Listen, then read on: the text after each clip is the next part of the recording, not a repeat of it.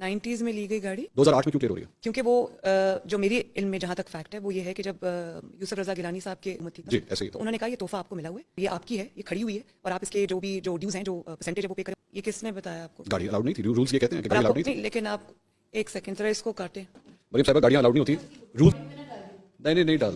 उन्होंने आसिफ अली जरदारी साहब को भी 3 गाड़ियां दी जिसमें लेक्सस शामिल है, BMW 7 वैसे सीरीज मैं शामिल आपको है। एक ऑनेस्ट बात बताऊं, मुझे ऑनेस्टली इसका नहीं पता, मैं फैक्ट्स एंड फिगर्स चेक जरूर आप चेक कर लीजिएगा, चेक कर ये प्लीज काइंडली डोंट वरी। आपने भी BMW गाड़ी ली थी, तोशा खाना से नहीं मेरे थी। पास कहाँ है मेरी गाड़ी?